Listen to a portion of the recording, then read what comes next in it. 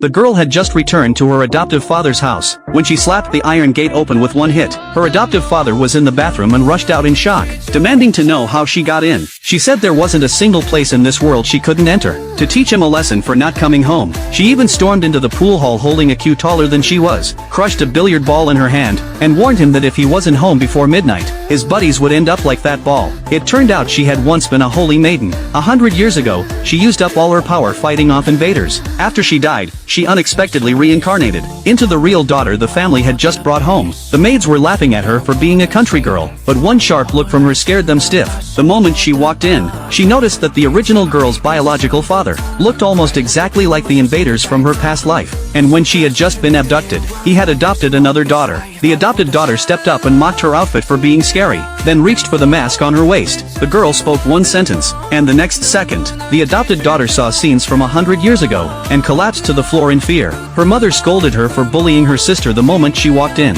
and said she didn't deserve to step into their house. Grandpa angrily asked what she thought she was doing. To everyone's surprise, the girl used an ancient gesture to salute, showing that when elders speak, the younger ones shouldn't interrupt. Grandpa heard this, and thought the girl was very humble. Then he said she was still part of the family's bloodline, and even if she hadn't grown up by his side, some things could never change. Those words made him start to accept her. Then he told the servants to bring a brazier, so she could bless him in the old traditional way. Grandpa was shocked. Her movements were exactly the same as his late wife's. The girl then handed him a protective charm, to keep him safe for the rest of his life. Grandpa happily accepted her blessing, and immediately decided to give her 10% of the family shares in return. Her father panicked, saying he only had 15% himself. Grandpa scolded him for not being as good as a child. Just then, her second uncle, who had been watching the drama, spoke up. The girl instantly noticed. He looked a lot like the man who had fought invaders beside her in the past, so she immediately asked Grandpa to switch her guardian. Her father worried his brother would steal the inheritance, but Grandpa was thinking the opposite. Maybe letting his useless second son adopt a daughter would finally straighten him out,